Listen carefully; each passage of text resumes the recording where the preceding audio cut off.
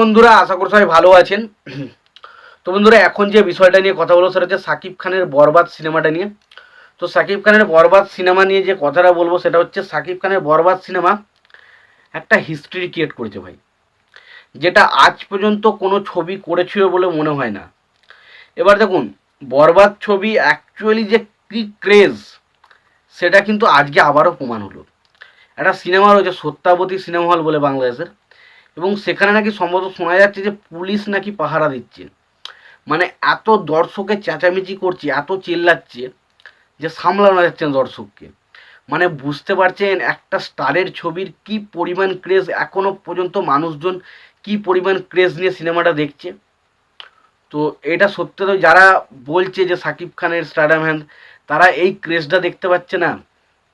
তবে বিষয়টা একটা জায়গায় খারাপ লাগলো যে সাকিব খানের ছবি এত ভালো চলছে, বাংলাদেশে 3টে ছবি বা বাকি ছবিগুলো এত ভালো চলছে, তারপরেও কেন বুঝি না যে তারা অন্য কোনো দেশের সিনেমাকে আগে শো দেবে আর এই সিনেমা শো দেয় না। সেই বিষয়টা পরে আলোচনা করছি।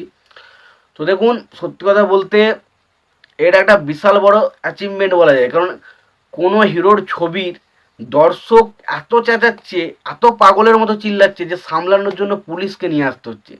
এটা সম্ভবত সাকিব খানই বলছে প্রথম স্টার, এবং সেটা সত্যি বলছি।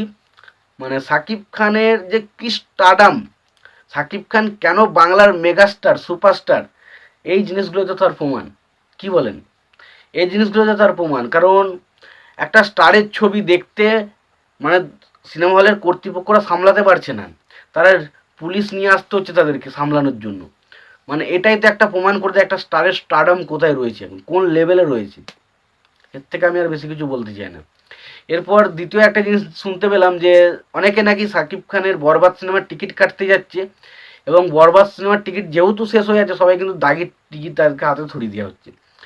মানে আর কি দুধের স্বাদ ঘোলে মেটানো হচ্ছে। দেখুন, দাগি নিয়ে আমি কোনো কুমন্তব্য করতে চাই না, কারণ দাগি সিনেমাটা ভালো হয়েছে, বাট যারা চাইছে বরবাদ দেখতে তারা পাচ্ছে টিকিট দাগির।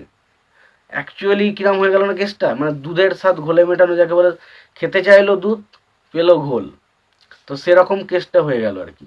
তবে দেখুন, এই যে ক্রেজ, এই যে সাকিব খানের একটা ক্রেজ, এটা সত্যি কথা বলছি অন্য কোনো স্টারের পক্ষে সম্ভব নয়। কারণ এই মুহূর্তে বাংলায় যত স্টার রয়েছে, আমরা যত হিরো বলি না কেন, সাকিব খানের লেভেলের ক্রেজ কিন্তু কারোর নেই। তারা সেটা আপনি মানুন চাই না মানুন, বাট সাকিব খানের যা ক্রেজ, সেই ক্রেজের ধারে কাছে কিন্তু অন্য কোনো বাংলার সুপারস্টার নেই এই মুহূর্তে। তো এই বিষয়টা নিয়ে তোমাদের যদি কোনো রকম কোনো মতামত থেকে থাকে তোমরা অবশ্যই জানিও। ভিডিওটি ভালো লেগে থাকলে অবশ্যই তোমরা লাইক কমেন্ট শেয়ার করে দিও। চ্যানেলটা নতুন হয়ে থাকলে অবশ্যই তোমরা চ্যানেলটা সাবস্ক্রাইব করে নিয়ে পাশে বেল আইকনটা অবশ্যই প্রেস করে দিও। ভালো থেকো, সুস্থ থেকো, দেখা হচ্ছে পরে ভিডিওতে।